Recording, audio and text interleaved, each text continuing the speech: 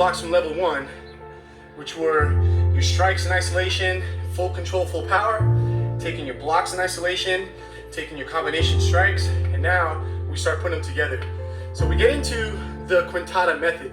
Quintada means to counter. So level 2 is all about defending and countering. So now you're looking at all of the 12 basic strikes, full control, and how to answer them with a defense and a counter. So now it starts fitting together like two pieces of a puzzle, where you have your 12 basic strikes, full control, you have your 12 defense and counters, full control, and you can do them together, and they form almost like a two-man kata, if we're to speak in karate terms, a two-man form, where they fit perfectly. So now you have the student learning to defend, but not only defend, now thinking about striking the person back, looking to counter.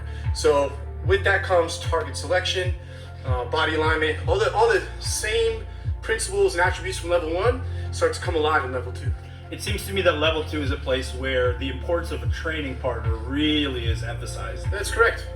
Even though you first do, again, tons and tons of solo drills, once their form is looking good, now you put stick on stick. So level 1, hard to get through for a lot of people because of the monotony.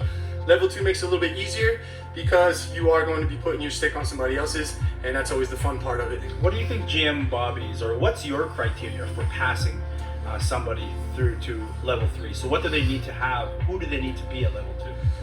So at level 2, once you complete level 2, it's all about body mechanics.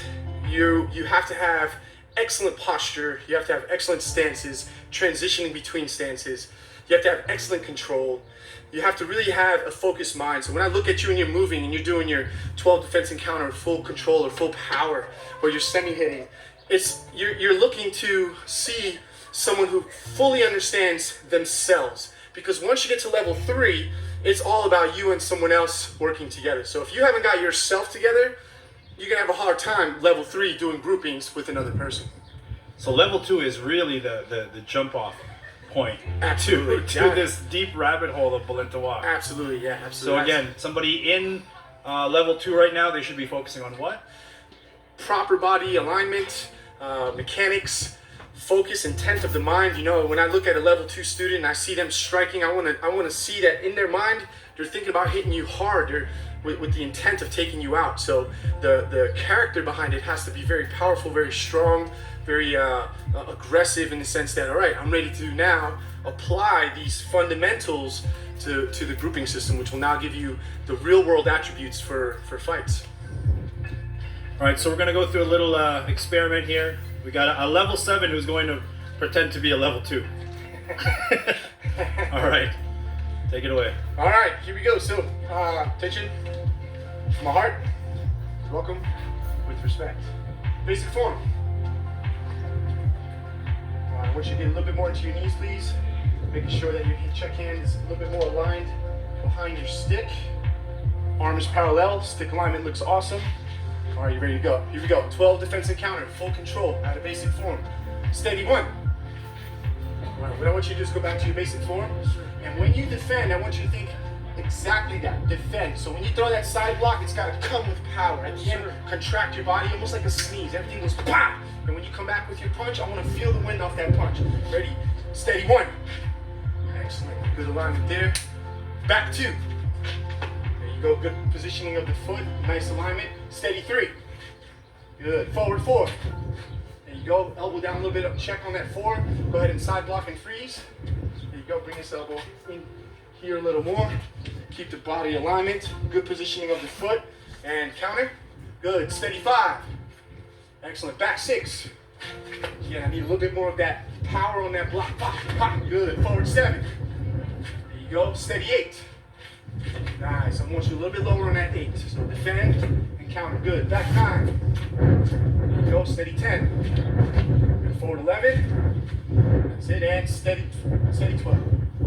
Forward. And back to forward. All right. Good job, my man. So, thank you for doing that, Melton. I imagine it's really... It's hard, yeah, because, you know, and even still caught up in the moment, I messed up my 11 to 12. It's forward 12, but it's just in the moment. It's like, steady 12, forward 12, ah! But, you know, that's just real talk. So these corrections that you're making, like you said, they focus on structure, form, and technique. Absolutely. And that really is for you the secret to And intent. intent. That's primary intent. You gotta look like you're blocking. You gotta look like you're hitting them.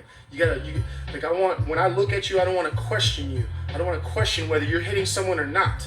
I know if you're that you have the intent behind what it is that is required of you. And if you have the intent, the body's gonna follow, right? Because the mind will never, or the body will never go where the mind's never been. So if your mind is really focused on that, you can really, really feel it, then the body's gonna follow. That's why you can tell a Blintwalk student, your first, I'm new to Blintwalk. Look at my weight, my floppy stick.